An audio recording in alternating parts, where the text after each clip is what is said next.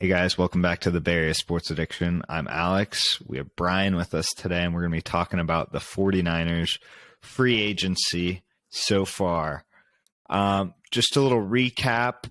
As of March 16th, 49ers have signed Javon Hargrave, defensive tackle from the Eagles, Sam Darnold at QB from Carolina Panthers, Clelin Ferrell, formerly a defensive end for the Las Vegas Raiders, and Isaiah Oliver, a slot corner nickelback from the Atlanta Falcons. The 49ers have lost in free agency Hassan Ridgeway to Houston, Jimmy G, obviously, to Las Vegas. Mike McGlinchey signed a big deal with the Denver Broncos. Azeez Al-Shaair left for Tennessee. Jimmy Ward to Houston. Samson Ebukam signed a nice deal in Indianapolis. Emmanuel Mosley signed with the Detroit Lions. Charles Omenihu with the Kansas City Chiefs. And then the 49ers were able to re-sign some guys as well. Center Jake Brendel, which was a big keeping him. Tashawn Gibson at safety, signing on for one more year. Kevin Givens, T.Y. McGill, and Demetrius Flanagan-Fowles were all signed. T.Y. McGill and Demetrius Flanagan-Fowles were actually signed this morning after the new league year has started. Officially, the league year for 2022 ended March 15th, yesterday. So anyone whose contract expired after the 2022 year is now a free agent and officially no longer on the 49ers. All right, well, let's jump right into the first question then. Brian, did you think that the 49ers got better or worse? And how do you think they stack up against the rest of the teams in the NFC? It's hard to say. I think they probably got a little bit worse, if I'm being honest. And that's kind of how free agency usually goes. You know, you're going to lose some of these guys who are out there to get a bigger contract that they deserve. That being said, I think they haven't really changed where they stack up in the NFC with all these moves. I think they're still top 1-2 team in the NFC. You know, they let go of some guys that we were expecting, like Azeez Al-Shaair, Jimmy Ward, who are pretty pivotal guys in the defense. But they do have, backups that are already ready to go in Demetrius Flanagan-Fowles, as well as Tashawn Gibson. But it's definitely going to be key for them to be looking to the draft for some more depth, especially at safety, given that Gibson's, on the older side. They only have, I think, it's a 1-year deal. So they don't have a ton of long-term safety depth. And then I think they've kind of proven that they're kind of like a linebacker factory. People go in there, play linebacker, and they get better. And same thing with DNs. And that signing of Javon Hargrave obviously is going to be huge, adding that, defensive tackle pressure. Alongside Armstead and then Bosa. But I think in general, they probably got a sliver worse. I personally would take Jimmy G over Sam Darnold as my QB3, but I mean, obviously, they had to do what they had to do. Mm-hmm. Yeah, I actually think that they got better. The starters for the most part, like everyone on the offensive side of the ball that played in the playoffs, besides Mike McGlinchey, right now is back on the team. So I think and Mike McGlinchey was the worst player on our offense. And we had really good players. So I'm not trying to trash Mike McGlinchey. He had a really good year last year and he earned all that money. But it wasn't in the 49ers budget. But like I was saying, the 49ers got better in the starters. The depth definitely took a hit, losing, D-line guys. Obviously, that D-line depth is usually a big point of emphasis for the 49ers, and we'll talk about it later, but they're able to shore up some of those holes with free agency so far.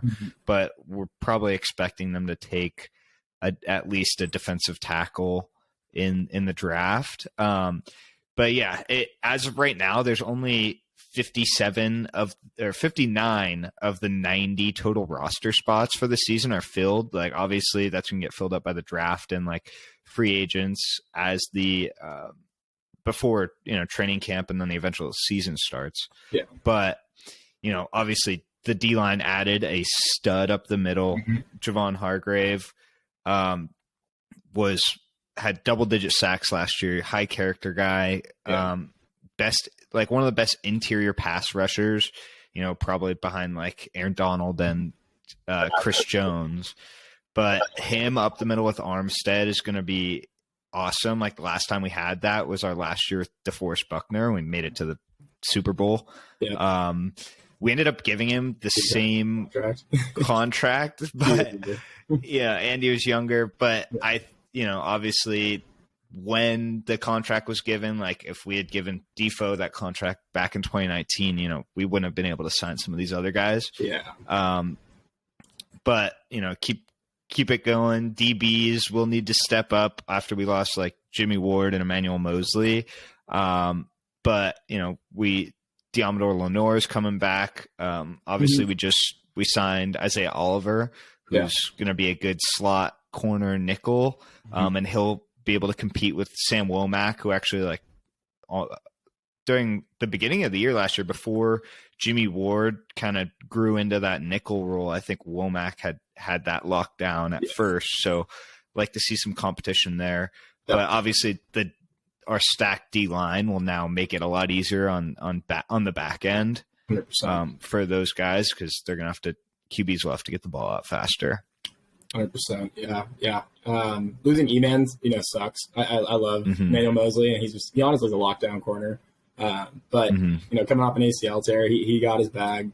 You love to see it for him. Sad to see him go. Same with Aziz. Really, I think Aziz is going to be a lights out linebacker for the Titans. Bummed to see him go, because that trifecta of him, Warner, and Greenlaw was just legendary. But it'll be good to see him be the number one linebacker on a team. Playing a larger role in Tennessee. So. Yeah, I agree. Whenever Greenlaw was hurt, Aziz was able to slide right in, and they even look pretty similar. They both got the elbow braces on, but I really like the way Aziz Al-Shir plays, and even with losing those guys, I think that 49ers are still favorites in the NFC. Philly loses obviously Javon Hargrave. Big play. Slay asked for a trade.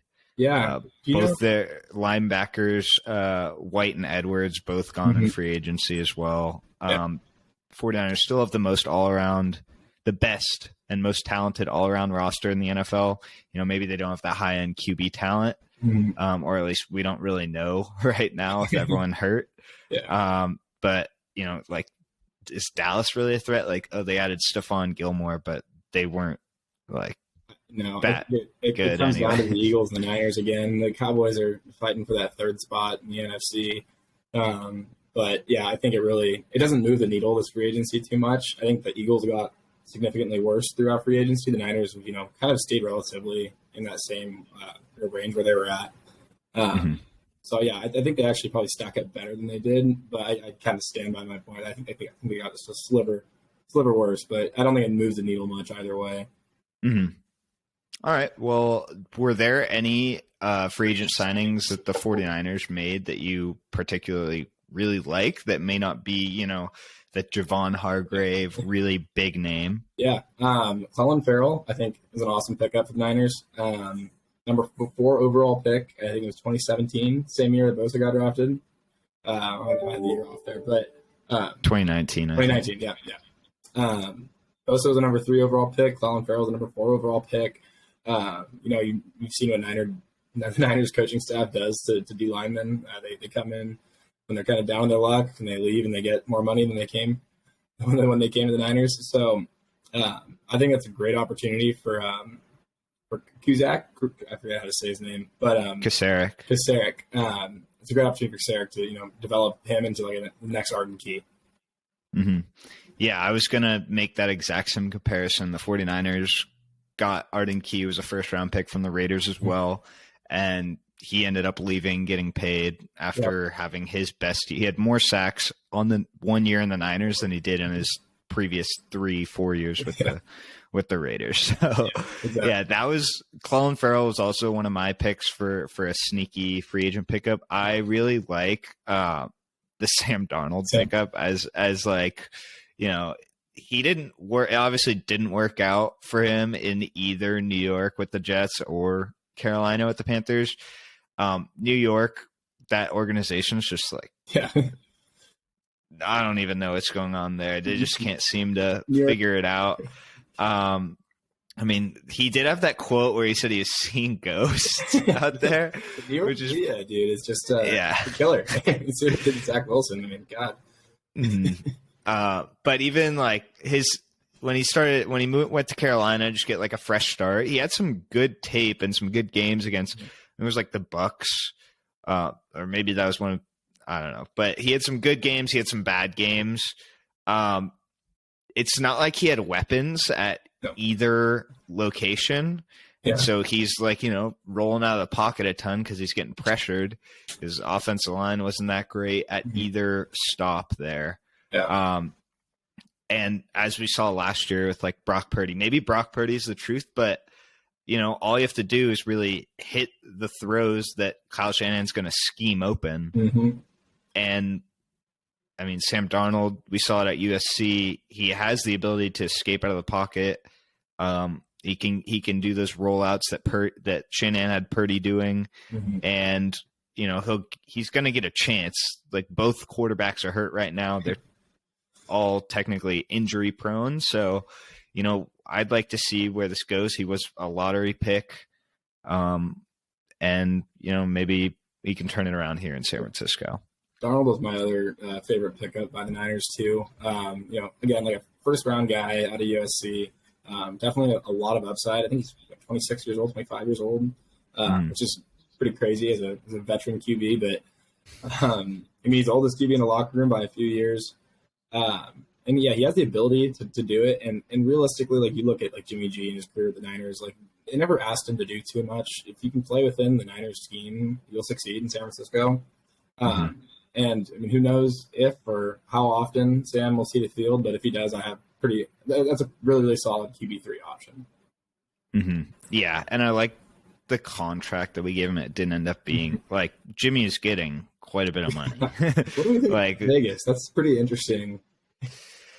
Yeah, I mean, we'll see. They just traded away Darren Waller, so that's a good question. I don't know what they're doing. Replacing Derek Carr with Jimmy G is just like a big middle finger to the whole fan base. Like, what are you doing? Yeah, I mean, even a few years ago, what would you like when people would ask me like, "Oh, would you rather have Derek Carr on this team than Jimmy G?" Like a few years ago when the Niners were like 2019, 2020. Yeah. I was like, you know what? Probably like not. Yeah. Like, he throws the same, like basically the same amount of interceptions, and he just gets paid more. Exactly. I mean, yeah, I don't get the move because they did pay him a lot of money. I've heard that they might still be looking to draft a quarterback, but I was pretty bewildered when I saw that Vegas went and paid Jimmy G that much money. I love Jimmy. I'm happy to see him go get his bag. But I don't think it's much of an upgrade, if at all, from Derek. It's very interesting. Yeah, I mean, I wonder if they're trying to, replicate the 49ers strategy, which is just kind of build around, find an okay QB, and then just build up the rest of the roster. Yeah. Like, it's obviously like everyone considers the 49ers like the best all-around roster, excluding the quarterback in the NFL, and it's worked out for them. I mean, they made it to the NFC Championship or the Super Bowl 3 out of the last 4 years. So. Yeah, but I still haven't gotten past that line. No banners have been hung at Levi's since Jimmy started. But yeah, maybe the QB is the piece, and maybe we'll get to see with one of these guys this year. Yeah. Well, thanks for joining us, Brian. I think that's going to be it for us today, guys. If you like some of this Bay Area sports addiction content, like and subscribe on YouTube. You can find us anywhere that you get your podcast, Spotify, Apple Podcasts, and we will see you next time.